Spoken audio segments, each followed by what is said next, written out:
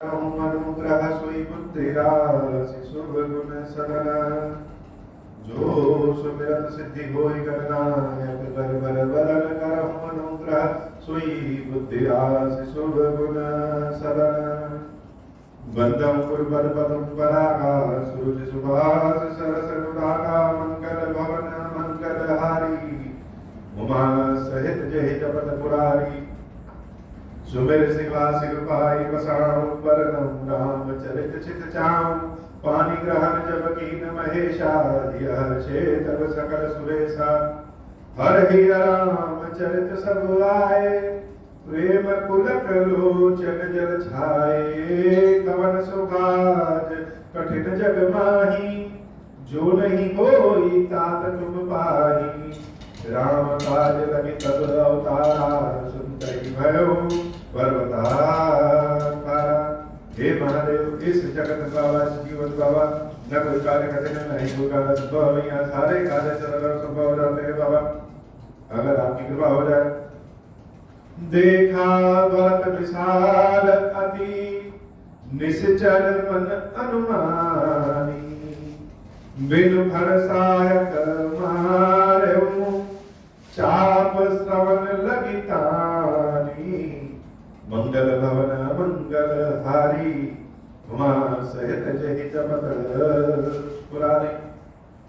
अद्भुत अद्भुत कृत्य करते हैं श्री हनुमान जी महाराज। हनुमान जी महाराज के सारे काम ही बड़े अनोखे होते हैं। हनुमान जी स्वयं में बहुत अनोखे। वैद्य का नाम लिया गया तो सुषेण वैद्य को पूरा घर सहित उठा लाया और जब संजीवनी लेने पहुंचे तो काल नेमी के प्रकरण के बाद संजीवनी देख रहे सुषेण वैद्य ने कहा था कि संजीवनी की पहचान क्या है कि वो रात में चमके और वहां तो अनेकों औषधियां ऐसी हैं जो चमक रही हैं तो उसमें हमारी संजीवनी कौन सी। हनुमान जी महाराज समय व्यर्थ करने की बजाय एक अनोखा कार्य किए कि संजीवनी का जो पहाड़ पूरा पहाड़ ही हनुमान जी महाराज उठा और पहाड़ लेकर के जब आसमान में दौड़ना शुरू किए तो नीचे से अगर कोई देखेगा अनुमान क्या लगाएगा। रात्रि में एक पूरा पहाड़ी लेकर के कोई उड़ रहा हो चमकता चमकता पहाड़ लेके उड़ रहा हो तो साधारण मनुष्य भी अगर देखेगा तो पहली बार तो इस दृश्य को देख करके भयभीत हो जाएगा क्योंकि यह कार्य साधारण कार्य तो है नहीं यह तो अनोखा कार्य है। पहली बार लोग सोचेंगे कि हो सकता है कि कोई राक्षस तो नहीं है। अद्भुत कारनामा यह है कहीं कोई राक्षस तो नहीं है जो कहीं ले जा रहा है किसी के ऊपर बम गिरा दे। प्रायः अनुमान सही होते हैं और प्रायः अनुमान गलत भी हो जाते हैं। हम बहुत कुछ अनुमान के आधार पर करते हैं लेकिन जरूरी तो नहीं कि अनुमान हमेशा सत्य हो।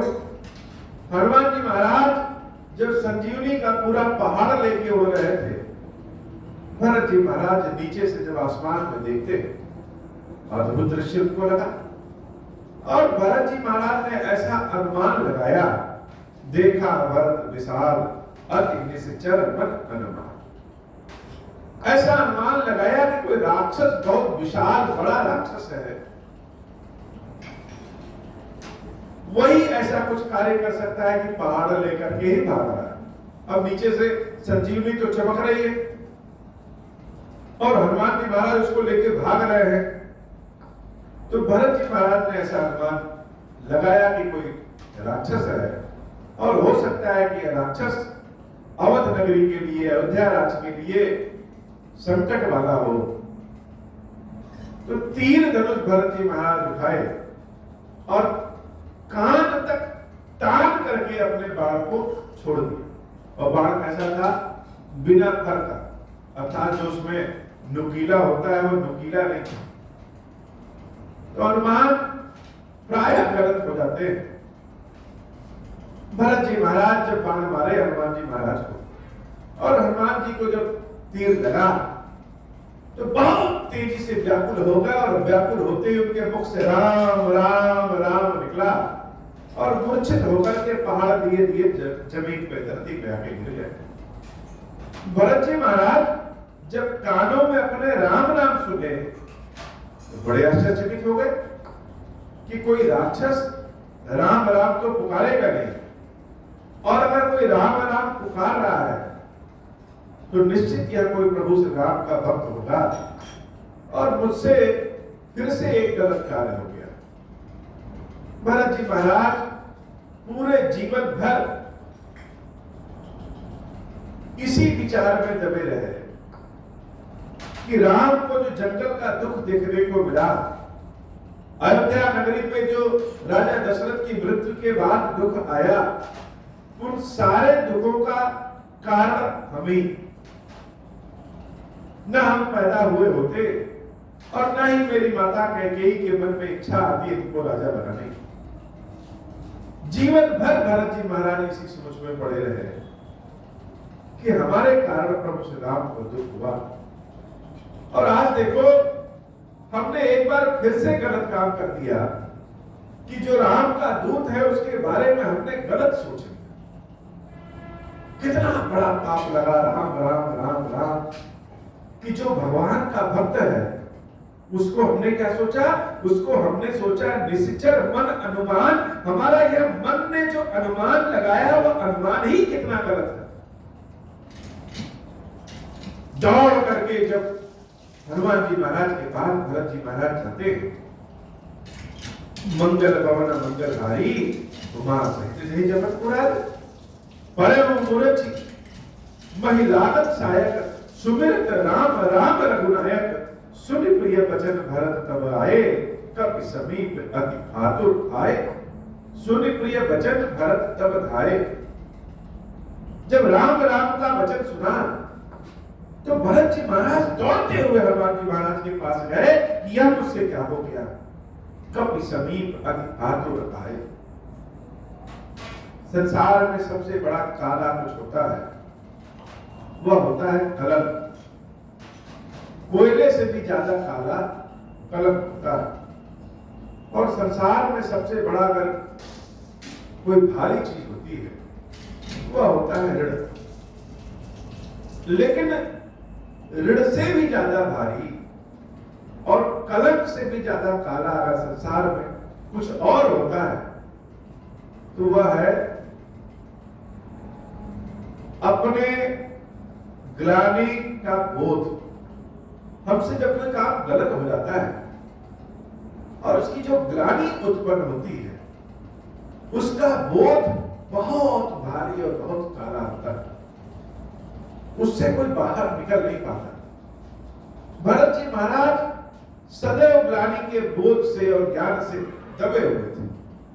ग्लानि इस बात की मेरे कारण सीताराम को जंगल मिला, वनवास मिला, और आज वो ग्लानि और भारी हो गई कि राम के भक्त को हमने राक्षस समझ लिया। कितना बड़ा पाप हुआ, राम राम राम राम, इतना भारी पाप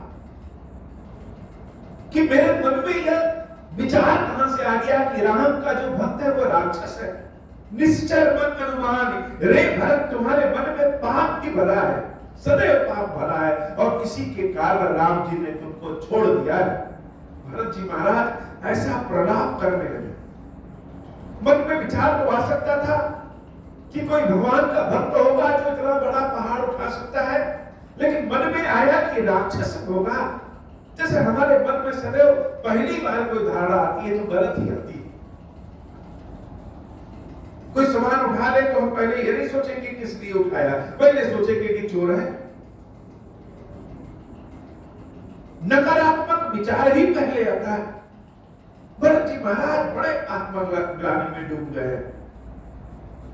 कपि समीप अति आतुर आए, और विकल विलोक कीस उर गावा, जागत नहीं बहुभांति जगावा।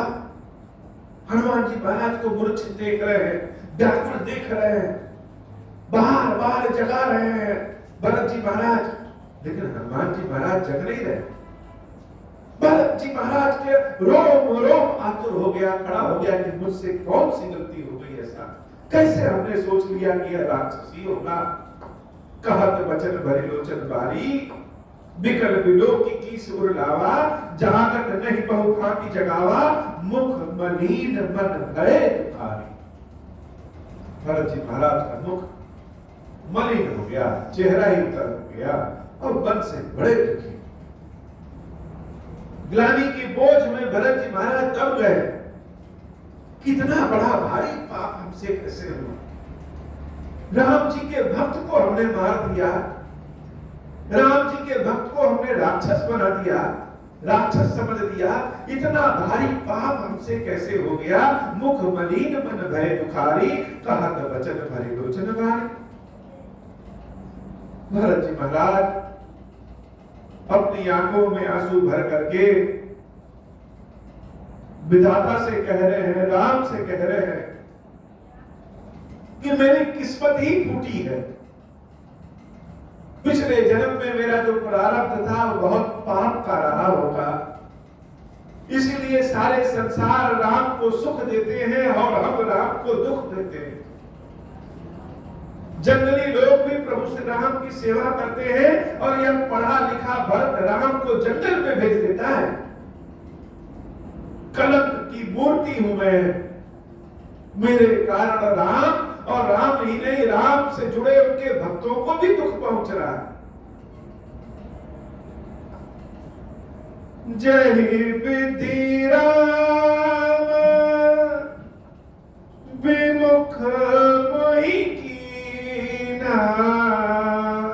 किस पे अपना दुख उतारे। तो जब कोई नहीं मिलता है तो व्यक्ति अपने प्रारब्ध, अपने भाग्य को कोसता है।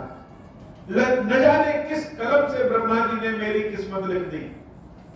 सबकी किस्मत लिखते समय उनके पास बहुत सुंदर लेखनी थी, और जब मेरी किस्मत, मेरा जीवन लेकर रहे थे तो उनके पास लेखनी ही जैसे समाप्त हो गई।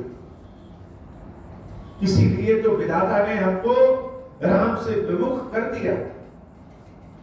जिस विधाता ने हमको राम से विमुख किया है, वही विधाता फिर से इतना भारी दारुण दुख दे रहा है। जय विधि राम विमुख मोहि कीना, तेहि पुनिया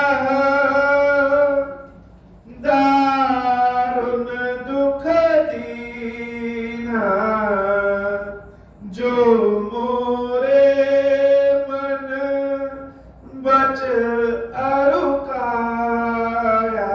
भक्तों के पास क्या रहता है? एक भगवान की ही तो कृपा रहती, भगवान की ही तो आशा रहती।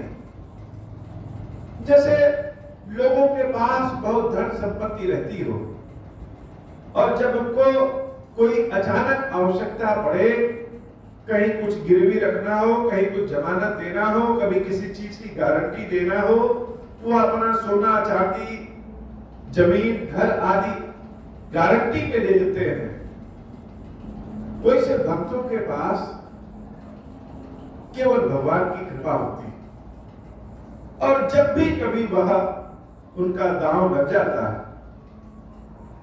सत्य और झूठ का फैसला करना होता है, किसी संकट में फंसे रहते हैं, किसी ऐसे विकट कार्य में फंस जाते हैं जिस कार्य को करना भी नहीं चाहते थे वो, तो उनके पास गारंटी के लिए, दांव पे रखने के लिए एक भगवान की भक्ति ही तो होती है,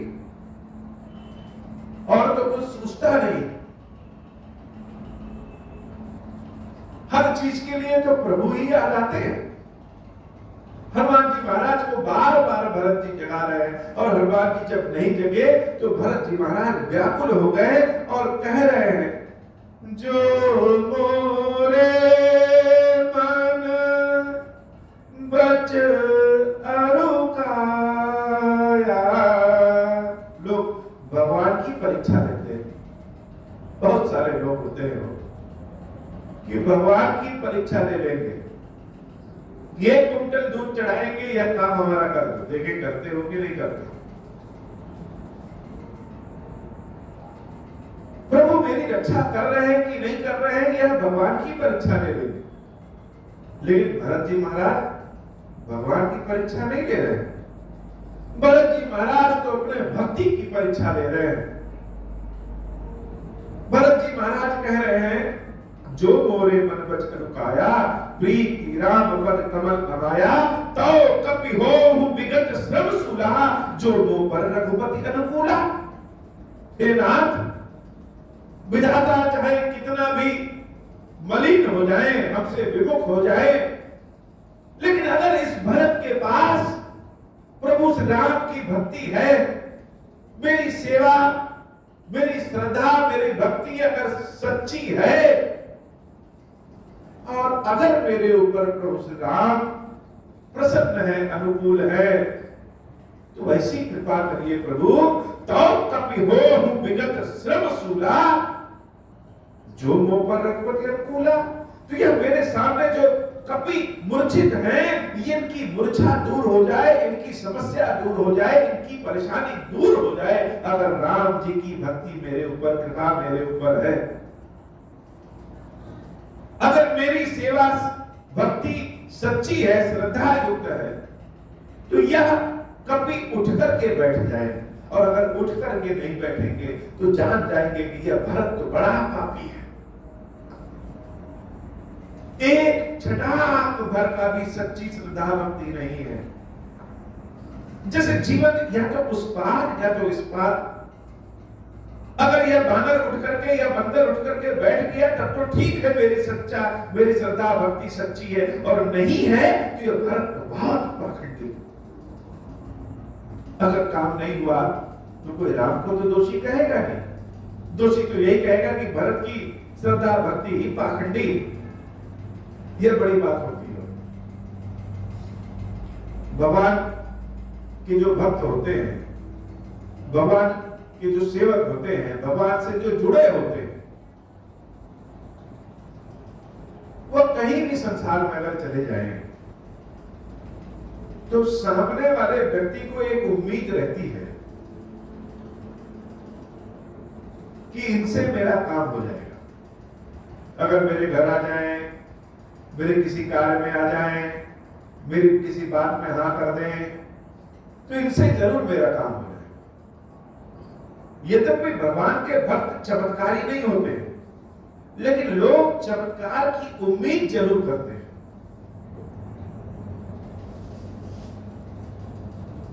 और इसी बात का फायदा उठा करके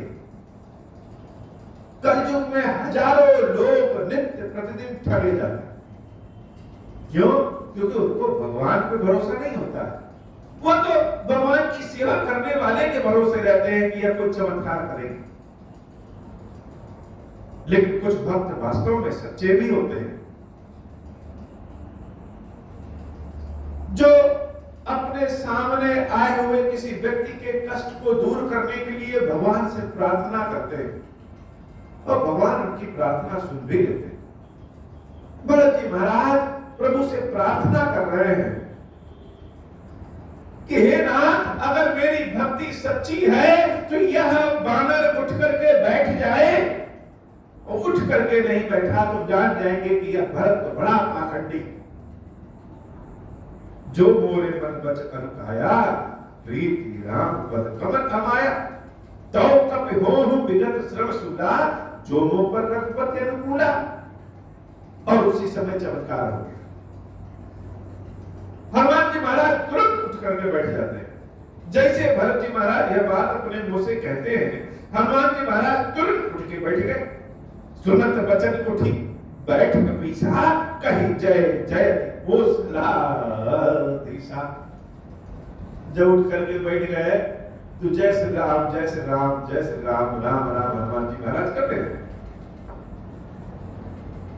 जो हनुमान जी महाराज राम राम करते तो भरत जी को लगता कि जैसे उनको उनकी दक्षिणा मिल गई। राम राम का सुनना ही सबसे कल्याणकारी होता है। कोई राम राम सुनाने वाला हो तो और आनंद है। हम राम राम मुख से ले तो सकते हैं, लेकिन सुनने के लिए तो कोई सुनाने वाला हो तो और आनंद। हनुमान जी महाराज उठ करके बैठ गए। लीन कपहि कुरलाई पुलकित तनु लोचन सजल। और जब हनुमान जी महाराज उठ करके बैठे तो भरत जी महाराज को देख रहे हैं और भरत को देख करके राम राम कर रहे हैं। क्यों? क्योंकि राम जी और भरत जी एकदम एक ही कद काठी चेहरे के कॉपी, मतलब जैसे एक फोटो की दूसरी फोटो बनवा ले। भरत जी महाराज को कोई देख ले अनजाना आदमी तो वह कहेगा राम ही है, और जो भरत को देखा है राम को नहीं देखा है वह राम को देख ले तो कहेगा भरत ही है। जब भरत जी महाराज को बैठे देखे हनुमान जी महाराज तो क्या कह रहे हैं? जय जयति वो सदा सा। अरे ये तो मेरे राम ही है। और हनुमान जी महाराज जब उठ करके बैठ गए तो भरत जी को लगा कि उनकी लाज बच गई। राम ने उनकी इज्जत बचा ली, लाज की रक्षा कर दी, प्रेम भक्ति की मेरी लाज बच गई। आज यह कभी अगर न उठे होते तो यह भरत तो एकदम जैसे शून्य हो जाता, खाली हो जाता। हम तो सोचते रहे कि प्रभु की सेवा भक्ति में है तो भगवान प्रसन्न है, भगवान कृपा करेंगे, हमारी प्रार्थना सुन रहे हैं, और अचानक से नहीं सुनते और अपने मुख से कह दिए कि अगर रघुपति मेरे ऊपर अनुकूल है तो यह कभी तुरंत उठ करके बैठ जाए, और नहीं उठ के बैठते तो भरत जी महाराज तो जैसे एकदम कंगाल ही हो जाते। भक्तों के पास भगवान की सेवा, भगवान की कृपा, भगवान के विश्वास के अलावा कुछ नहीं है, और जिस दिन वह समाप्त हो गया उस दिन तो भक्त एकदम से कंगाल ही हो जाते। आशा जब राम से है, कृपा जब राम की इच्छा की है, भगवान की कृपा की इच्छा है, भगवान के आशा सहारे हैं, और वही टूट जाए तो क्या बचा? तब तो लगता है जैसे पूरा समय ही हमारा समाप्त हो गया, और हमारे कर्म, हमारी प्रार्थना ऐसी है कि प्रभु को प्रसन्न नहीं कर पाई। तो भक्तों के पास यह आशा ही तो है, यह विश्वास ही तो है जो भगवान और भक्त का मेल मिलाप कराई हुई है। हनुमान जी महाराज जब उठ करके बैठे तो लीन कपहि कुरलाई, जैसे राम हनुमान को अपने हृदय से लगाते हैं वैसे ही भरत जी महाराज हनुमान जी महाराज को हृदय से लगा देते। पुलकित तनु लोचन सजल, शरीर पुलकित हो गया। भरत जी महाराज का शरीर पुलकित इसलिए हो गया, यह भगवान का भक्त उठ करके बैठ गया, और इसलिए भी हो गया कि प्रभु ने उनकी भक्ति सेवकाई स्वीकार कर ली है, कलंक लगने से बच गया। इसलिए हनुमान जी महाराज को जब हृदय से लगाए तो शरीर पुलकित हो गया। और हनुमान जी का शरीर क्यों पुलकित हो गया? उनको तो जैसे लगा रे यह राम ही अपने हृदय से लगा लिए, यह सोच करके शरीर पुलकित हो गया। राम कथा सुनने का असली आनंद तब है जब स्वयं से राम कथा को जोड़ ले, स्वयं को राम कथा से जोड़ ले। कभी ऐसा समय आए, विचार करिए कि मान मर्यादा फंसी हुई है, कलंक लगने वाला है, और उस समय भगवान कृपा कर देते हैं तो शरीर पुलकित हो जाता है। कभी ऐसा समय आए कि हम जिसको याद कर रहे हैं वह सामने आ जाए और हृदय से लगा ले, खीरेश्वर बाबा कभी प्रकट हो जाए और आकर के मुझे अपने हृदय से लगा ले, शरीर पुलकित हो जाएगा। हनुमान जी और भरत जी के शरीर पुलकित हो गए, और इनकी कथा को सुन करके, कथा को सुना करके शंकर जी और पार्वती जी के भी शरीर पुलकित हो गए। ऐसा प्रेम मिला। अगर हनुमान जी ना उठ के बैठे होते तो भरत जी तो खाली थे, और हनुमान जी मूर्छा के बाद जब उठे और उनको भरत जी ने हृदय से लगा लिया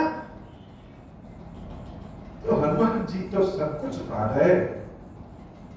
लीन कपि कुरलाई पुलकित तनु लोचन सजल, प्रीति न हृदय समाई। बाबा कहते हैं देवी, प्रेम जो है हृदय में समा नहीं रहा है, न भरत के, न हनुमान के, और न ही मेरे। कथा सुनाने का भी अपना आनंद है। शिव जी के रोम रोम पुलकित हो गए, चेहरे का हाव भाव ही बदल गया और पार्वती देवी की आंखों से आंसू गिर रहे हैं। प्रेम किसी के भी हृदय में समा नहीं रहा है, और प्रेम जब हृदय में समाता नहीं है तो वह छलकने लगता है। ऐसा ही भाव, प्रीति न हृदय समाई सुमिर राम रघुकुल तिलक। राम जी का सुमिरन भरत जी महाराज भी कर रहे हैं, और राम जी का सुमिरन हनुमान जी महाराज भी कर रहे हैं, और राम जी का सुमिरन कथा सुनाने वाले शंकर जी भी कर रहे हैं, और राम जी का सुमिरन कथा सुनने वाली भगवती पार्वती भी कर रही है। तो राम तो सर्वस्व है, चारों ओर है, और सबका हृदय पुलकित हो गया, तन पुलकित हो गया। प्रेम समा नहीं रहा है, ऐसा भाव है। भरत जी महाराज हनुमान जी महाराज को छोड़ ही नहीं रहे, और जब हृदय से हटाया तो क्या बोले? तात कुशल कहूं सुख निधान की। हे तात, हे हनुमान, मेरे भाई, मेरे भैया, मेरे भगवान, जो सुखों के निधान है, जो सबका कल्याण करते हैं, उनकी कुशलता कहो, वह कैसे? और जो संसार में सबसे ज्यादा भाग्यशाली है वो मेरा छोटा भाई लक्ष्मण। सबसे ज्यादा भाग्यशाली संसार में कौन है? लक्ष्मण जी तो है, जो राम के साथ वनवास चला गया है, सहित अनुज अरु मातु जानकी, और देवी जानकी जो राम के साथ वनवास चली गई है। इन दोनों के साथ राम की कुशलता कहो कैसे है? जब भरत जी महाराज के मुंह से सुना कि राम की कुशलता कहो, तो हनुमान जी महाराज की तंद्रा ही टूट गई। अरे वो तो राम में खोए हुए थे, बड़े पुलकित शरीर से, भाव से हनुमान जी महाराज भरत जी महाराज से कह रहे हैं, कपि सब चरित समास बखाने। मानस जैसा सुंदर संसार में कुछ नहीं। भगवान शंकर जब कथा सुनाना शुरू करते हैं तो ऐसे ऐसे भाव से कथा सुनाते हैं कि उस भाव से कथा सुनना भी आना चाहिए, तब तो जाकर के आनंद आता है। कपि सब चरित समास बखाने। आपके किसी प्रिय का अगर कोई हालचाल पूछ दे, बस थोड़ा सा हालचाल पूछ दे, किसका? जो हमारा सबसे प्रिय, तो बताने वाले के चेहरे पे लालिमा छा जाती है, और इतना बता डालता है, जो कि इतना बता डालता है कि बताते बताते जैसे समय ही ना समाप्त हो, आनंद का भाव। कोई हमसे खीरेश्वर बाबा के बारे में थोड़ा सा पूछ देता है, तो जैसे गुड़ के साथ चींटा चिपक जाए, वैसे ही मुख से खीरेश्वर बाबा की इतनी बातें निकलने लगती है कि बंद होने का नाम ही नहीं। और हनुमान जी से अगर कोई राम जी के बारे में पूछ दे, तो हनुमान जी क्या कर रहे हैं? कपि सब चरित समास बखाने। समास हिंदी के व्याकरण में अलंकार समास हम जानते हैं, विशेष परिस्थितियों में सजाकर संवार करके जो बात कहते हैं वहां समास और अलंकार की आवश्यकता पड़ती है। हनुमान जी महाराज ने संक्षेप में लेकिन बखान कर, यह बड़ी बात। कैसे? जैसे लंका कांड में, सुंदर कांड में लंका में आग लगाते समय हनुमान जी महाराज का शरीर बहुत विशाल हो गया, लेकिन बहुत हल्का। कोई विशाल चीज तो बहुत भारी होती है, लेकिन हनुमान जी महाराज का शरीर बहुत विशाल लेकिन हल्का। वैसे ही सीताराम और लक्ष्मण जी के बारे में हनुमान जी महाराज ने बखान करके और समास के साथ संक्षेप में कह दिया। कपि सब चरित समास बखाने, भय दुखी मन मम पछताने। सीता जी की व्यथा राम और लक्ष्मण के बारे में सुन करके भरत जी महाराज बड़े दुखी हो जाते हैं और जैसे उनका कलंक और भारी हो गया, वही रोने छटपटाने लगे। आह दैव मैं कत जग जायो, प्रभु के एक काज न आयो। हे विधाता, कैसी तकदीर, कैसी किस्मत आपने भाग्य हमारा लिख दिया है। मेरा प्रारब्ध कैसा था कि भगवान के एक भी काम में नहीं आ पाया। कहीं पे भी राम को सुख देने का काम भरत ने किया ही नहीं।